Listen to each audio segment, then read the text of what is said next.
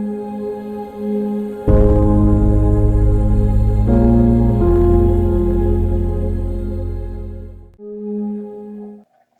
morning, everybody. Good morning. Good morning, those who are watching us through the internet.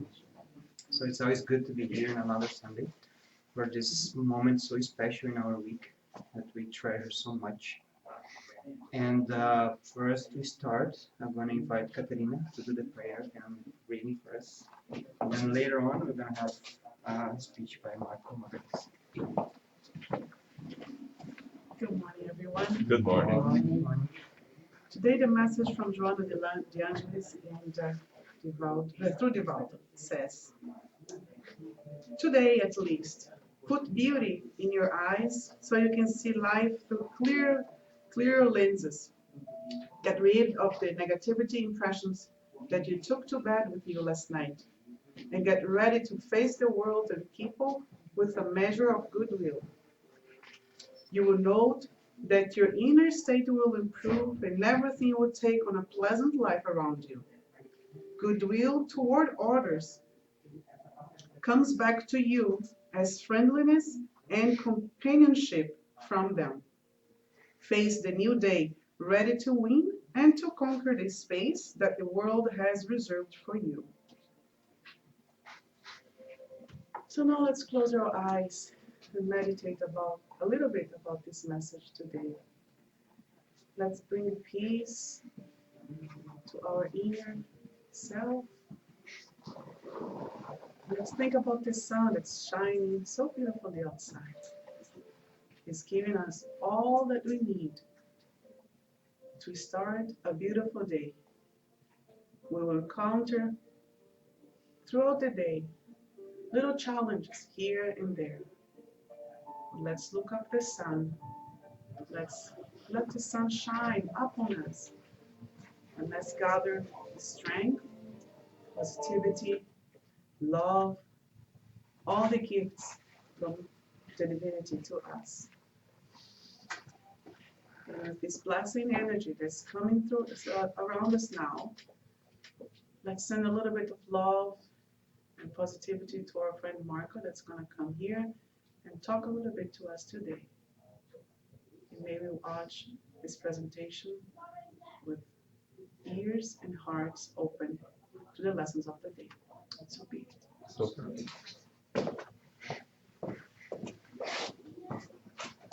thank you all for coming. Thank you all for the beautiful prayer that we had today.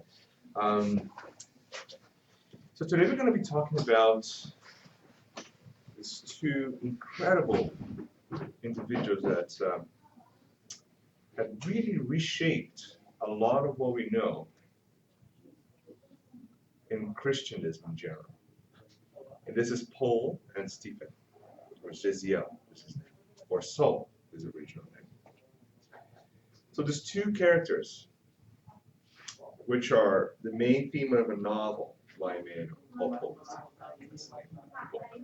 I'm going to be based, most of what I'm going to be talking about today is going to be based on this particular book, but also have some extra references throughout. And this is a book that really touches down to the core. Because when we look at the story of these two individuals, which lived very close and around the time of Jesus, and both connected deeply through faith. Faith, this as you remember, they're all Jews. They're both exposed to the same similar childhoods. They're all growing in the same place. They're all exposed to the same traditions, right? But we're going to see two very distinct experiences in life. And that's exactly why Emmanuel brings this book, Paul and Stephen, so he can teach us through these two very interesting personalities.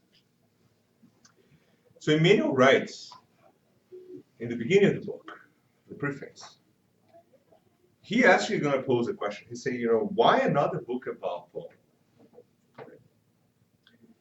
We've learned about Paul Tarsus through several sources, right? Through his letters, through some historical facts about him, through many other books.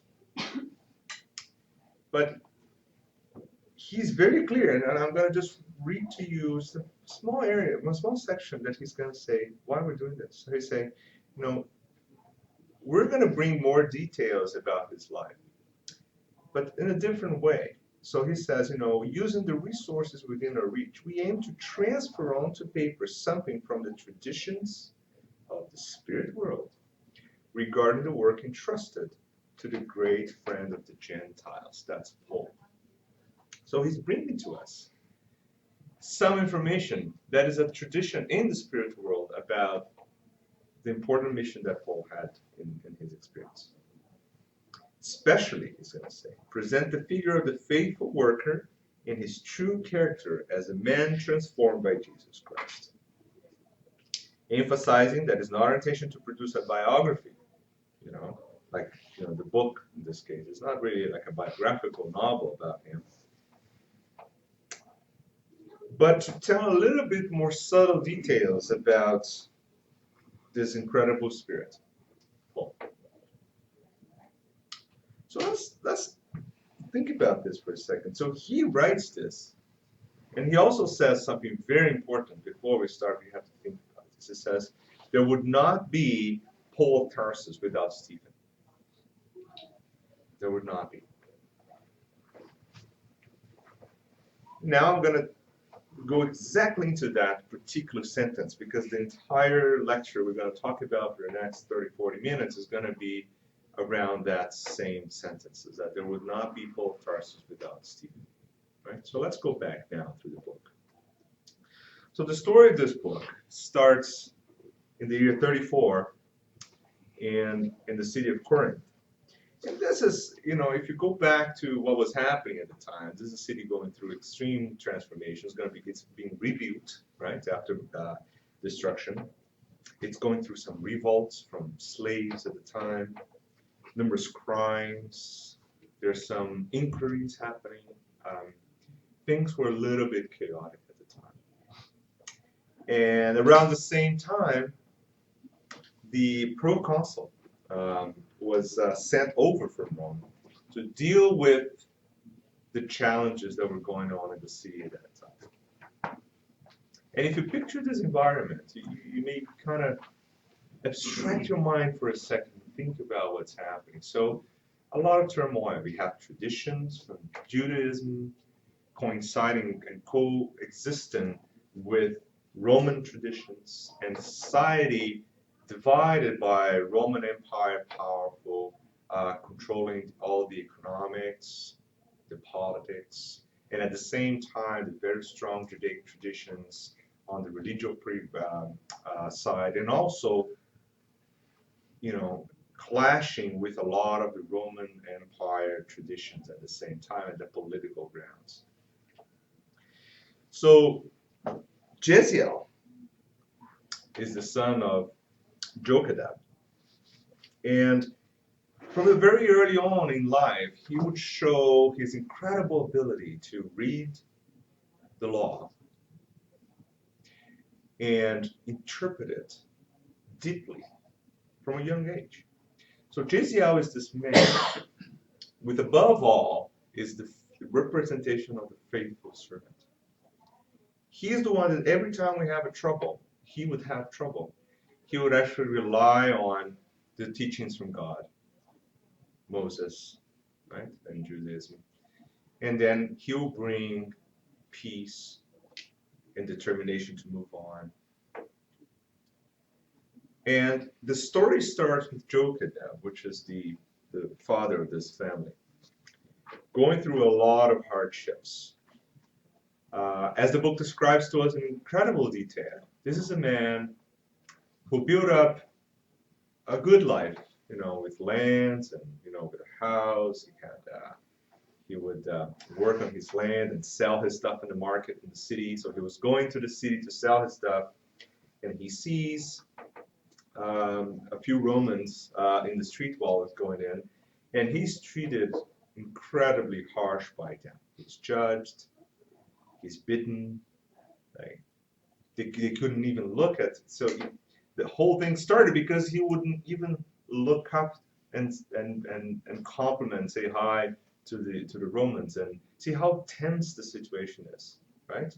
So a Jew going by his daily life, like going to St. Lawrence Market here to sell his stuff, had to look up and pay the reference to that individual who was not even from there, right? And that started the whole thing because he listens to someone saying that Licinio Minutio, which is the proconsul that's going to be sent to Corinth to deal with all those issues. He's coming. So he overhears this. So he's going to come and he's going to listen to people who have any complaints and concerns. That's the trap. Right? Because in his mind, he was treated very, very unfairly. He lost part of his land. He was paying over taxes. He completely, everything he built on his life was falling apart. So he goes home and talks to Jeziel, and all of this is just to understand who Jeziel is, which later Stephen. He tells all this to Jeziel. Jeziel opens the book at that time, and he reads a little passage that said, he would follow Isaiah quite carefully. And he would say this, God has no wrong plans for us. Nothing wrong. Like nothing happens by chance, right? God is perfect. So if you're going through struggles, there are a few things we have to think about, What can we understand from this? How are we going to deal with this? Are we going to revolt? Or are we going to change? Are we going to understand each other? Are we going to understand that the laws, the way they're unfair, but it's up to me to create more. So he had all these discussions about faith, and in the end he says, God is perfect. We have to keep our faith, keep working, and everything will be fine because I have faith. So he's a representation of the faithful man. Abigail, his sister, similarly, 18-year-old, beautiful, young lady, also very faithful. But Jochebed, he's a religious man, but he has no faith. So he decides to take things on his own hands and say, you know what, I'm going to deal with this. And I'm going to talk to Licinio Minutio. And I'm going to fix all this. So he goes. So he goes in and he goes in the line to talk to the proconsul, which is listening to complaints, basically. And then when he gets there, he say, I've been treating very unfair. These Romans are beating people up for no reason. They're treating us differently. They don't care about anything here. I lost my lands. And then Licinio, okay, fine. We're gonna deliberate in a minute about your complaint. So he comes back in and say, okay, we decided that we're actually gonna take the rest of the land from you. We're gonna take everything you have. You have 3 days to leave your house. That's it. So Jeziel, through his faith, he was almost anticipating what was going to come. And Jochebed, a religious man without faith, was once again falling in the trap of now creating revenge because he was so upset with this. He said, you know what? His thoughts come back to his mind. It was unfair. He was not treated fairly. Now even worse. So he's walking back home, and Licinio Minutio's lands are bordering his own land. So he's actually walking by the land of Licinio. And he has this idea that, I'm actually going to put his lands on fire. I'm going to start a fire and destroy what he has. That's the way he figured out was the most appropriate way of dealing with the unfairness that was happening to him. And he does that. When he gets home, Jeziel comes a little bit later, all scorched up by fire and tired. And he asks, what are you doing? Actually, I've been trying to put out a fire on our neighbor that started not too long ago. A lot of our friends, the slaves, are hurt. So I was there voluntarily the entire day trying to put out this fire. So now think about Jokadam. His son was the one fighting the fire that he started. So let's abstract from that now. A man of faith is the one that is able to understand what the gospel is telling them and implement it into their lives. So that's Jason. Jokadam, a man of religion, but no faith, knows everything that's written on that book, but he cannot make the transition to making that what he is. And now he's seeing through his son what is the consequence of the lack of thinking about the consequences, basically, right? So his son is actually trying to put the fire that his own revenge started. If you think about this today, let's think about this. How many times our actions are going to have deleterious consequences to many people around us? And they will many times work to mitigate the consequences of our own actions. And we can't see that. People around us will try to help us, will try to support us many times. But our revenge, our hate, our lack of faith is going to be so enormous that we're going to do it anyways. We're going to yell back. We're going to hate back. We're going to say things behind people's back. We know that's going to start a fire. It always does. And someone will try to put out that fire, but eventually I'm going to get the consequence of it, no matter what. There's no running away from the law. Every action, there's a reaction. And Jeziel, he was able to see through things, not in the near future. He was able to see with his spiritual eyes, because we know that, and that's something we have to work on, right? We can see through the spirit, the eyes of the spirit, so he could see the consequences of everything that was going on far ahead of time. So his dad now is a complete shock, because he just learned that his completely inconsequent actions have actually brought 2 slaves, which are actually friends of the family, right?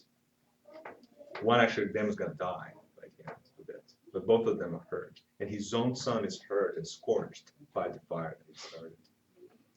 So do you think Jeziel, when he learned that, what do you think he's going to do? He's going to be, Dad, are you out of your mind? Get out of here. No. He said, you know what? Yes, you made a mistake. You know, but who haven't? Who has not made a mistake? We're going to deal with the consequences. So soon they find out, the Licinium Industry finds out that Jokadab did all of that. Because someone saw him doing it, right?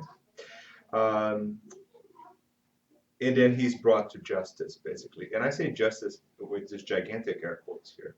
Because when I say justice here, it's the justice of exactly what was going on at that time, which is actually as far away from a real justice system that you can possibly imagine. Things were judged, decided, and the punishment was made independently of any fairness and understanding of what was happening. Basically, whatever they wanted, they would decide, and that was the law, basically.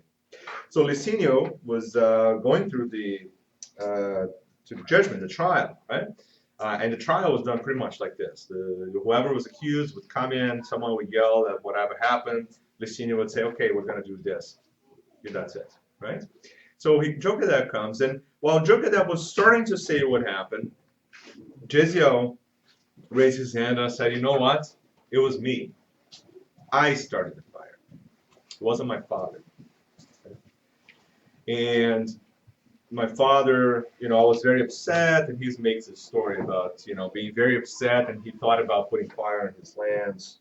And Licinio looked at him and said, this is what I'm going to do. So I'm going to punish your father because of what he's done. And I'm going to punish you because what you're claiming to have done, although I know you have not done it. So there's nothing fair about this. So both of them are punished. Now think about Jochebed. This is a father that revolting against the situation brought even more pain to his family. And now see his son being punished for his own actions. That he himself, Jeziel, told him it was going to happen, basically, with his faith. He read and said, you know what? Remember the perfection of God. Divine justice, he says this clearly, divine justice will take care of this. Taking just in our own hands will only bring more pain to us. And that's exactly what they're now living through, both of them being punished side by side in the middle of the road. Unfortunately, for Jochebed, that was not compatible with life. So he actually ended up discarnating right there. And Jeziel, who survived the beating, the young, healthy guy, now is sent to be a slave for life in a boat to a far land. So think about this now, and you think about the life of Jeziel, which is soon to be Stephen, as we're going to read in the book. And I'm not going to tell the whole story of the book. It's probably going to take a lot more than 40 minutes. But now he goes to be a slave for life. And then you think, well, this guy is revolted with life, right? He's going to try to beat everyone. He's like, he'll try to escape and fight, and this is absurd. And then you say, well, he's not free because he's locked up in a boat somewhere. No.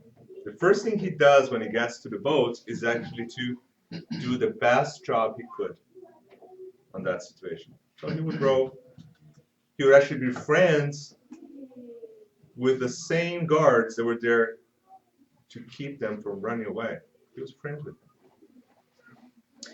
And then this very important Roman called Sergio Paulo, he ended up having the plague in the boat. So everyone pushed him away, said, you know what, this guy's going to die. He has these horrible scars and sores in his skin. He's like, he has a fever. Let's lock him up somewhere in the boat, and he's going to die. And you know, maybe we're going to put a slave to take care of him, because the slave, you know, is going to die too, and that's fine, right? So guess who volunteers to do that? Jeziel. Like, you know what? Yeah. So Jeziel is teaching us in this like very short period of the story. He taught us so much that we could probably be another week talking about this.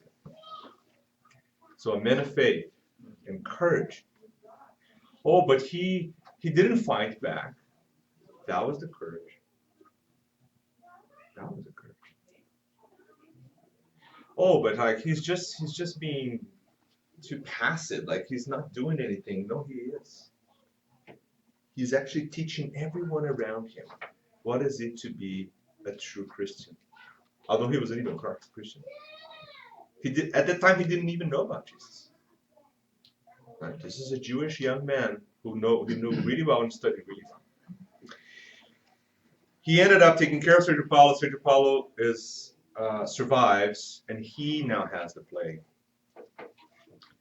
So Sergio Paulo was so touched by what happened that instead of, well, they wanted just to dump him in the water somewhere, right? Sergio Paulo intervened and said, I'm not going to let this happen.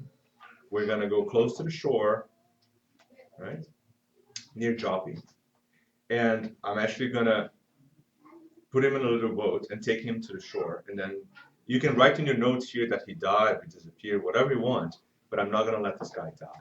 So that's what he did. And he put some coins in his pocket so he could survive a little bit. And there you go. Now, let's now shift all the way to the other side now. Let's talk about Paul. Paul, brought up in the same traditions, reading the same books, in the same society, son of a weaver. So not a lot of financial prowess. But he had this determination of reading and understanding his sacred texts and in the Old Testament, right? the Mosaic law. And he did it. Incredible capacity of organizing his ideas, debating, lecturing, interpreting things. A determination of someone who really wanted to follow that body of knowledge bringing through to the Judaic law for him. Very soon he raises through the ranks and turned himself in this almost like a star representative of the Judaic law. Very well-known man, young man, about the same, roughly the same age as Jeziel. Now in two different parts of the story, they're separate still. Well, what is he doing then with that? So see, he has the same ability of reading and understanding the same books, the same texts, it's everything. But what is Paul doing with that? Paul is determined to weed out everyone that would not conform to his understanding or the overall understanding of the Judaic law. So his whole idea at that time was actually to go after people, for example, early Christians, who were conflicting arguments against what was written on his books. See this contrasting characters. Right? Jeziel, who is teaching us from very, very young age what is it to be what you believe. So that's a real faith. He's not saying that I have faith. If you ask Paul, he would say, I'm a faithful man. He knew everything he was talking about. He's like one of those lectures that we now have in even in Spiritism, if you think about it, right? In Spiritism, we have this very well-known interpreters of the Spiritism, and they would go around with almost like a supernatural aura around them, right? Some of them will come and say beautiful things and don't really practice them. Some of them will say things through his actions and practice them. And whoever wants to decide who we're going to follow. In Christianism, it's the same thing. In Catholic Church, in other churches, there's always those who truly know what's in the text, but there's zero of it. And those who truly know what's in there and speak through their actions. We have to make that decision in our lives, who we want to be. So interesting enough now, Paul soon learns about this group of Christians, early Christians. And by the way, the term Christian did not exist at the time, right? So they called them the people of the way, or the house of the way. Right? Exactly because there was a little house along the way from Joppa to Jerusalem. And Stephen is now rescued by this man called Irenaeus of Patrona. He meets him, and he's kind of literally falling apart, and he takes all his coins and kind of connect him with the people of the house of the way. So that his story goes now in Christianism, because there is when he meets Peter, and Peter teaches him what's about Jesus, and then he basically he knew all about it. It's just that it was here, somewhere in his spiritual mind. He didn't have access to it yet, but he quickly connects to it and becomes one of the most well-known individuals in early Christianism, right? He could do miracles, he could do lectures, he could help people, he would help the poor, the sick, everyone that would come, he would provide for them. Right? That was Stephen and Peter and James. They were all working together at that time, right? And now we have Paul entering the story now, because Paul learns about that. And he comes in, and he said, you know what? I'm going to talk to these people, because I'm pretty sure, how come a son of a carpenter, could be the leader of this people? Like, it doesn't make any sense. And I'm going to write a description of Emmanuel here about Paul, because it's important to understand deeply into his soul, like, who's this guy? So young Saul, remember, he's going to change his name down the story, but Saul displayed all the vigor of a single man bordering on 30 years of age. On his face full of virility, handsome manliness, and Jewish features stood particularly in his deep penetrating eyes. Characteristic of indomitable and passionate temperaments, rich in intensity and resolve. Rich in intensity and resolve. Dressed as a patrician tunic, because remember, they would dress accordingly to the levels of where they were in the society. That's another part of the story. He would prefer to speak Greek, which he had learned in hometown. And his much-loved teachers educated him in all schools in Athens and Alexandria. And then he's going to go after the Christians, and he says this: I have no complaints because the tribunal has given me very special duties for them.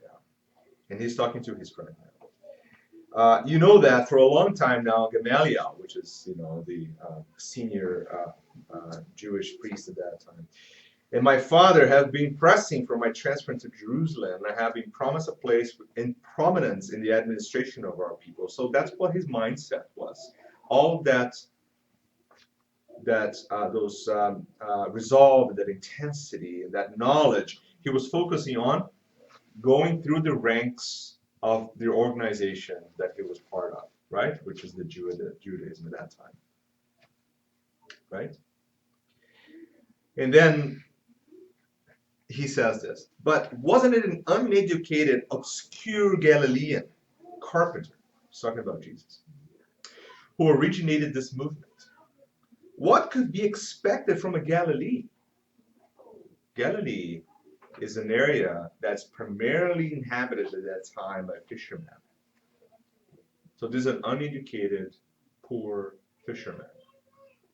Can you see now how this mimics very close to our society nowadays when we refer to other countries and places where we believe people don't have the same power as we have, so not the same knowledge or access to care and things like this, right? What about when we think about indigenous people or other countries and immigrants? And that's kind of similar, right? So we have not been able to get rid of that because Saul, in all his incredible knowledge and power that he thinks he has, right? He puts himself above everyone down below. See the hierarchy of things, right? That's exactly how he sees people. If you're not as knowledgeable, as powerful as I am, so you're kind of below me, and how could you be something, right? Because you're like an educated fisherman, right? So that talks a lot about racism. Talks about how we treat each other in general. Like how do we account for elevation in a way? We know we should do it by moral, right? Not by what we have or what we do or what we dress up or what we look like. And then he continues, has it perchance produced something besides fish and vegetables? He even mocking them, right? What can a Galilee produce? Vegetables and fish. So this is the mindset of the guy that's going to talk to Stephen, which is Jeziel. He changed his name to Stephen, right? Just picture these two men. One guy mocking in irony a Galilee that is actually the most elevated spirit that ever got close to our planet. And the other who's enduring an incredible difficult existence in life, a short one because of his elevation. He probably didn't even need to come and do this. Like he came to help us out. And he's the man that's now teaching through his actions how to help each other with the plague and the disease and the poor and everyone. So that was unconceivable for a patrician, for someone that had the knowledge of the law at that time in the Jewish society. Right? So they will come together. And one thing that really started changing Paul's, and then we keep seeing this all the time. It's like, Paul saw Jesus and he changed. Right? Was it was the fact that he saw Jesus that made him change? That's interesting. Because Saul at that time, had started this transformation a very long time before he saw Jesus.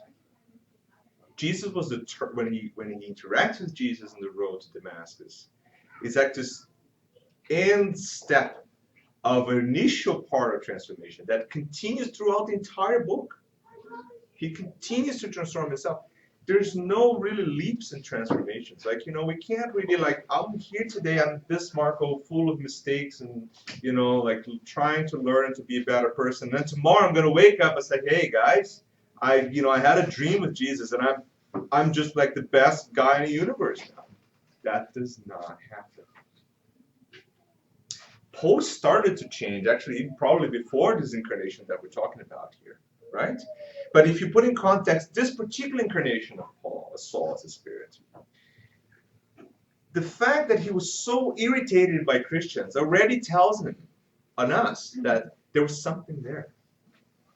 That energy, the ability of serving people was irritating him to a point that was obviously touching to his core. It was connecting to the source of his transformation. It started long before, right? That's why he was so irritated by this Galilee people. Right? Because if he was not touched by them, then you say, yeah, he's totally far away from being transformed now. Right? You want an example? You find in someone else a behavior that really irritates you. Does that happen? Happen, right? That's not happen.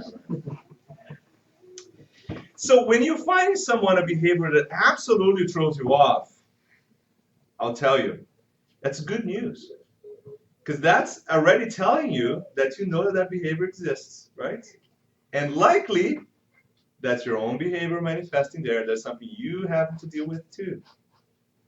Nothing happens by chance, guys. Because if you see, let's say, if you see a bad behavior and you're not really touched by it, you're going to still have to come a few more times to learn about that, right? But if you're now moving on and that starts to bother you, is that when your conscience will start to poke you and say, yeah, that's not good. Maybe I do that too. Maybe I shouldn't do that. Why is people doing this, right? You start to connect to it. And then you start the process of renovating yourself by dealing with those issues, right? That's something that bothers you. So it touches you. There's something that you have to think about, right? So the fact that he was so upset with the Galilees actually probably tells him that maybe I should be doing that too. But that's a huge, dramatic clash in his mind as a patrician man of the law. Right? So he asked the Sanhedrin, which was the tribunal at that time, to go there and the powers to go in and wipe out all the Christians from the face of earth. Lock them up and accuse them of things and torture them. And the Sanhedrin, which is the tribunal at that time, agrees. Said, well, that's a great idea. Not only that, some of them do a motion to praise him for this almost like a Batman-style vigilante without a cape. That's exactly what he was, right? Almost like a vigilante, like I'm going to go in and I'm going to deal with this, right? So now we have one of the foremost individuals in Judaism actually fighting off Christianism, goes to talk to Stephen. So he goes in. He was obviously expecting nothing. So he sits down in the back, and a bunch of people came with him. So Stephen and Peter, some of them were actually quite puzzled by it, because there are now a lot of people that they know are not really supportive of them sitting in their meeting, just like we're doing here today. And Stephen starts to talk. But something touched Paul there, because he saw in Stephen something that he could not explain. Why does this man, who has done nothing in life, like a nothing guy, comes here and shows this incredible ability, this knowledge, intelligence, and understanding that I cannot have? He saw in Stephen an individual that he could not match intellectually anymore. But at the same time, he couldn't explain it, because he's the guy that's being raised up to do that. And Stephen is just this guy from Corinth that follows a Galilee that produces fish and vegetables. That's the step of transformation, right? He touches it. It puts a little doubt in his heart, right? There's something brewing there. But he uses that energy to attack them. You see how it goes? An example of that. Why do you think this random attacks on gays and this and people of color and immigrants happen? Like, why do you think that happened? Because people are using that energy that's inside of them, instead of using that energy to transform themselves and say, you know what, we're all brothers and sisters, we got to live together. That energy creates so much stress that they use it to attack. It's like, because that connects to me, so I'm going to push it as far away as possible from me. That's the only way I can control this inside of me, right? So that's what he's doing with the Christians at this time. So you know what? This touches me. That bothers me, right? Because I cannot be that man. I cannot be as happy as that man. I cannot be as intelligent as that man. So that bothered me so much that instead of saying, okay, I'm going to use this to transform myself, I'm going to actually beat the hell out of that guy, right? Because I wipe him out. I make it disappear, right? So that's where Paul is now with his own troubles. He knows he should be doing exactly what these guys are doing. He can't. He can't understand why this guy has no formal training or anything, shows his incredible ability to cure, to heal, to talk, to help. He can't do that, right? So what he does, he uses that energy to attack them. And he does. And Stephen is prosecuted, and during this prosecution trial and the Sanhedrin, he shows such an incredible ability to forgive and to love the ones that are actually persecuting him, that even Gamaliel, which is the senior guy at the Sanhedrin at that time, transformed himself to Christianism because of Stephen. And we're going to learn about it later on in the book. They thought they were going mad. Because can you imagine that? Someone is actually trying to persecute someone, decides to be just like that person? That's like madness at that time, right? And now we hear now that his beloved, soon-to-be wife, Abigail, is actually the sister of the guy that he's going to condemn to death by stoning. Now think about the mind of this man now, Paul. This is a spirit that's been going through rounds and rounds of moral evolution and development. He comes to this incarnation with the mission of spreading the word of Christianism, right? But he uses that energy to fall into the trap of his own hierarchical societal interpretation of the law in Judaism. So he grows in the ranks, being this very intelligent individual, but with a complete lack of moral sense of anything, right? And now he learns that the person he loves is converted to Christianism, is the sister of the man that he's going to condemn to death by stoning. He's touched by the Christians, although he can't understand that. So he's a trouble, like he sees these brewing energies inside of him. It's like I can't deal, his brain was completely in fog right now, right? He's going through, so Abigail obviously leaves him alone because, she's like, and the men he's going to kill by stoning, they meet right before it, and Jeziel, Stephen, he's not going to fight, he's not going to yell, complain, push, heck, he actually forgives him. Then you know what? Do what you got to do. That's my faith. I believe that things will continue to change, and I'm going to continue to live in the other side. And I did my job, and I believe in God, and I'm a Christian. And no matter what you do to me, you're still my brother. Now, that's transformation. Now, this man, with all that baggage, he's now going to this little road to Damascus to actually imprison and force Ananias, which is another Christian at that time, a leader at that time, which is in Damascus. And he tortures another guy just to learn where Ananias is. It's a disaster. But he's now going to attack Christianity outside Jerusalem, which that's why he's going to Damascus, right? So he's not going to Damascus for like a road trip. I'm going to have fun with my little buddies here. No, he has a mission, and his mission is, again, to continue persecuting Christians. And he's particularly targeting Ananias because he was the one that converted Abigail, his wife to be at that time, right? So he's really upset with that, right? Jezreel, because touched him, right? He's now able to rethink who he is. Ananias converted his soon wife to be. Gamaliel is now transformed by Jezreel too. So everyone around him is falling apart in his mind, right? Everyone is actually converting to this new fisherman from Galilee. He couldn't care about. Now think about how troubled this man is. And in the end, his entire mission was actually to do the exact opposite of what we're actually doing right now. That's when the conscience starts to poke us non-stop. And when we connect to that conscience, seeing Jezreel, for example, that's when pain starts. Now think about our lives. If you're doing something and your conscience keeps tells you, maybe, I don't know, maybe not, maybe you should do it differently. And then you see someone that's actually doing exactly that, it kind of touches to the core, right? Or you see someone who is fighting something that you should be fighting against too, that touches to the core. Your conscience pokes you constantly. And that's the man going to Damascus.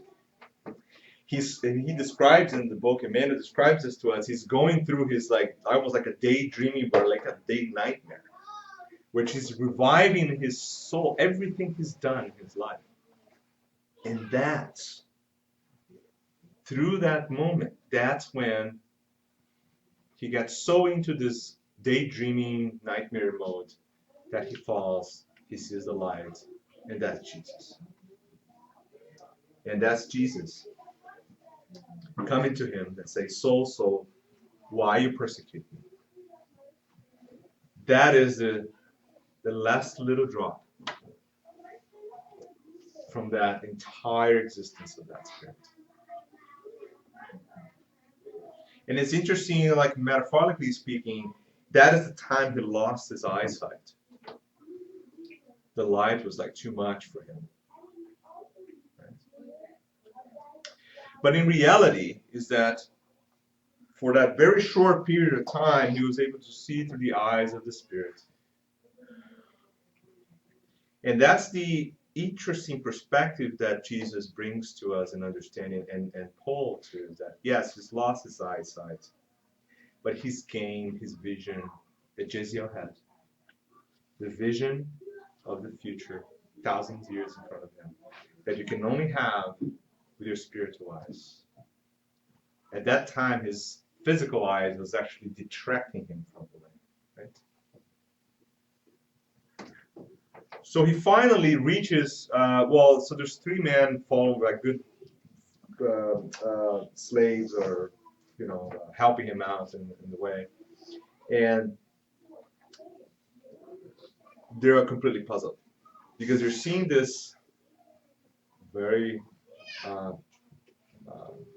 strong, powerful man, well dressed, to the floor, in his knees, talking to someone you can't see. So this guy's crazy. That's exactly what they think. But then the eldest of them said, I've traveled through the desert 1,000,000 times. He's not going crazy because it's too hot or he's dehydrated. I've never seen that before. And the description of Emmanuel is interesting because when he goes down and Jesus talks to him, he's going to say this: another light bathes and dazzles his eyes. And on the path, which is the red atmosphere has unveiled to him, he sees the figure of a man in majestic beauty, giving the impression that he was coming down from heaven to meet him. His robe is made of luminous points of light. His hair touches his shoulder like a Nazarene fashion. His magnetic eyes full of sympathy and love. And that is the key ingredient here. Love changes anything. The love of Abigail, the love of Jezreel, the love of everyone he had. That's exactly what was changing him, right? And right after that, he's going to say to everyone around him, from now on, I am too a slave. So you guys don't belong to me anymore. Go, he tells to his slaves. So yes, he was a transformed man. But it's not done yet. Not done. Actually, that was the start. And that's another trap we fall all the time. If you think about it in your lives, looking through our existences with our spiritual eyes and understanding who we are in reality as a spirit, there are many, many, many occasions that we are experienced or forced to go through, which are turning points in our lives, let's put it that way. Things that happen and say, you know what, I'm going to change, or, this is the point that something's going to happen. It could be through disease, could be through an accident, could be through good things or through traumatic events. It doesn't matter what it's bringing. But there's always situations that would say, you know what, that's the light of Jesus showing to me. What happens after that? Do we follow that track? Or we just revert back to exactly what we were before? Because this is what Paul is teaching us. He's not teaching us that Jesus is going to come to us tomorrow and say, listen, guys, here's the thing. Why are you doing this? Come on, get up. My light's going to cure you. And then you get out of here and do your stuff, right? Jesus told us, first thing, I'm not here to break the divine laws. Jesus is not going to come here and literally take us and just make us something different. He's here to provide us with all the love, everything we need to transform ourselves. Oh. But the road we have to walk. And that's what's another metaphorical aspect of the road of Damascus. Because in the middle of the road, he gets an encounter that changes him. But he did not walk back into it. He continues. But now, interestingly enough, he's not going there to arrest Ananias. Ananias is sent to rescue him. And Ananias comes to him, knocked the door. He couldn't see, right? Paul couldn't see at that time. Ananias comes in and said, Paul, Jesus sent me here for you. He told me to come and meet you here. The same Jesus that met you down the road to Damascus. And I'm Ananias. Now see transformation, right? Remember what happened to Paul in his mind. Now he's facing the guy that he was there supposed to probably kill. He's actually the guy that restored his vision.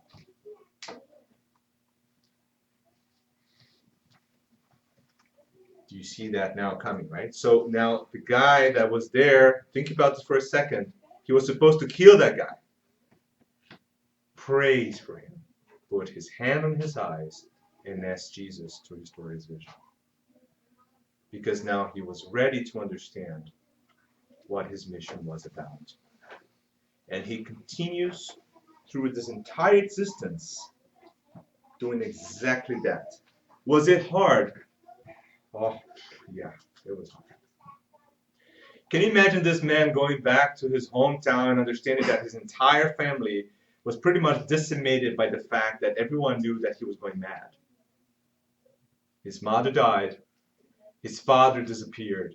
His sister was completely, all of them were shocked, and they were mistreated by the society now, because society, the same way they were persecuting the Christians, they're now persecuting him even more. Because he was the exponent of the vigilante against Christians. Now he is one. They're isolated, they're incriminated, they struggle. He was stoned, he was persecuted, he was arrested, he was killed. But he endured everything on his path to Damascus. That's what he's telling us. If you're all waiting for that moment that, oh, this happened, so I'm going to be this nice guy now. That's actually, no. That's actually when you're going to start to go through the trials, to learn what it is. to be a good person. So don't wait life to be easy on you just because one morning you woke up and said you're going to be a nice man and you prayed a little bit. That's not going to happen. Life is going to put you a lot of trials ahead of you. And the true faith is what going to keep you moving on for the future existences. Because we are here to go to trials and expiations. We are. Sorry. I wish I could tell you different. I said everyone in this room is going to be happy ever after, like a fairy tale. That's not going to happen. But Jesus is here with us, just like he was in Damascus.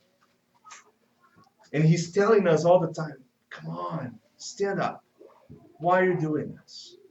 I'm going to be with you all the time. I'm going to give you all the support. I'm going to send everyone you need.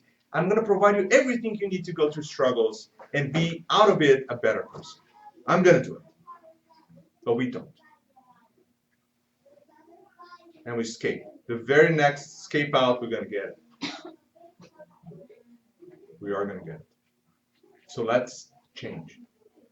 And let's take from Paul what he's really teaching us.